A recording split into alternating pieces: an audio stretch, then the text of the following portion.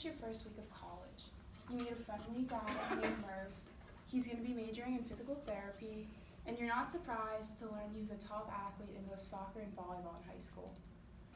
But you and the rest of the community were so surprised to learn that he had collapsed and died from a ruptured aorta.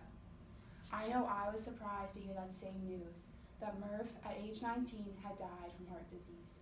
He was not only my brother's best friend, but also our next door neighbor. This was my first encounter with heart disease, and stories like his have inspired me to major in biomedical engineering, and similar stories have inspired the rest of us to pursue health and wellness careers. Katie will be majoring in bioengineering, Diana is in pharmaceutical science, and Juliana is in pre-physician assistant program, and all of us have been affected by heart disease at some point in our lives. While incidents like Murph's might seem rare, in reality, the Center for Disease Control reports that 1 out of every 4 deaths in America are caused by heart disease. But here in Tippecanoe County, it's actually higher. 1 out of every 3 deaths is caused by heart disease, according to the county's 2017 annual report. But simple lifestyle choices that you and I make starting now can help prevent its onset. This is why we are proposing a Hammer Down Heart Disease event to inform our peers in the community about the prevalence of the disease along with its causes and easy ways to prevent it. But before we get into the details of our event, Diana will address the problem of the lack of awareness and the misperception about its severity. Despite the large number of deaths caused by heart disease, most do not perceive it as a serious risk. People actually have a misperception of the severity and the prevalence of heart disease, especially college students. So I want you to raise your hand if you have heard of Breast Cancer Awareness Month. And now raise your hand if you have heard about a Heart Disease Awareness Month. As you can see when you look around the room, this concurs with a study done by Arizona State University, which says that most people believe that breast cancer is more prevalent. The same study also shows that college students are more knowledgeable about risk factors for STDs and psychological disorders. Also, heart disease does not just develop at older ages. Instead, there's a gradual development that begins in your teenage years from simple lifestyle choices. According to a study called Coronary Risk Factors Among College Students conducted in 2014, over half of college students have at least one risk factor for heart disease that they may or may not be aware of. If you would look on this slide right here, you can see that there are also many other risk factors that all people should know about to be on the lookout for. For Murph, when he passed away, he had one known risk factor, and that was his family history, and as you can see, it's the most common risk factor. The most common form of heart disease is coronary heart disease, which includes heart attacks. This kills nearly 400,000 people annually, but at least 700,000 suffer from heart attacks each year. And while most people know the symptoms of heart attacks, only 27%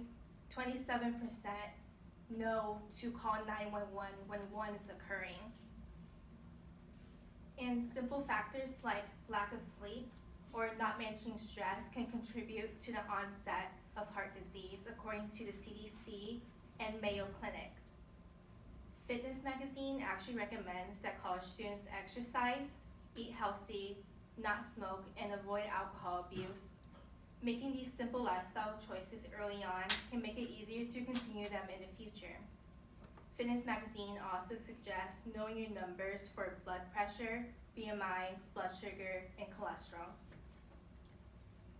In order to zero in on the areas that need improvement, students will be able to attend our Hammer Down Heart Disease event to be able to learn more about the disease. Our event will take place at the COREC, and participants will be able to screen for different indicators of heart disease and gain more knowledge on the risk factors. Part of our budget is going to go towards advertising, and because we know that college students are typically glued to their phones, and part of that is linked to social media. We will be having a hashtag Hammer Down Heart Disease to be used on Twitter and Instagram, and we will also put part of our budget toward a Snapchat filter, one of the geolocation ones for people to use at the event. We also know that college students love free stuff, so we will be giving away these t-shirts and wristbands for the first couple hundred attendees. We will also be having flyers be posted around the campus and the community. And part of the community aspect is that we don't just want this to be an event for Purdue students. We also want to bring in members of the community, so we put part of our budget toward a shuttle to bring members of the community to the Purdue Co-Rec. And part of this is that we hope to include our event and make it part of Purdue's Center for Healthy Living and Purdue Extension Tippecanoe County Be Heart Smart series, because they have very similar audiences. So the actual Hammer Down Heart Disease event will consist of different screenings for indicators of risk factors and other different booths. So by potentially partnering with Franciscan Health, we hope to have enough equipment to run blood pressure, weight, BMI, and blood sugar tests. And we'll ask for volunteers from the College of Health and Human Sciences and the College of Nursing to help run these screenings, and they'll also be compensated by gift cards for volunteering their time. So EKGs can also be performed to show abuse of alcohol, drugs, and caffeine using devices that have been created and developed by our biomedical engineering department. And due to the high cost of cholesterol testing, we plan on actually just raffling off screenings that can be done at our local Walgreens here. So in addition to providing medical screenings, we want to set up booths to educate participants on the importance of exercise, sleep, and managing stress in relation to heart disease. So other booths would consist of relevant clubs and organizations. We also plan to invite poster presentations of students and graduate students who have done research on heart disease, so you can get a little bit more involved in the research behind heart disease. So kind of a broad setup of our event that we are looking to do. So it's going to be in the Co-Rec Feature Gym. And we have our big main setups. You can see the key here, but the blood pressure, blood sugar, EKG, and BMI stations. We have those set up along the wall in case they need to use an outlet, things like that. And then in between, we want to set up the club and poster presentations. So if you're waiting in line for a blood sugar test, you can look at the different clubs and the different presentations to get a little bit more informed before you actually go take your test. And also right when you walk in at the entrance, we plan on having a check-in table and then the raffle table for the cholesterol testing right there. We also would like to continue the education process beyond just our event. Once attendees have been able to identify their risk factors while they are present at the event, we will inform them about our QR codes. So what the QR codes are, this one is an example of one that we present in a dorm here on campus. So the ones that will be like in dorms or other places where people are going to sleep on campus, the QR codes would correspond to the person that had identified that they had problems sleeping, and then they'd be able to scan it at their dorm and then learn more about the causes, how sleep is related to heart disease. Other ones that we have thought of are QR codes that will be present in dining courts or restaurants, and those would deal with healthy eating, and healthy eating is related to heart disease. They would all typically center around how simple lifestyle choices can lower your risk of heart disease. Then it will also serve as a reminder as to the presence of heart disease in people's lives, and as a reminder to stay vigilant about eating healthy and sleeping and other different lifestyle choices. So we did briefly discuss some of the budget, but now I'd like to go into more detail.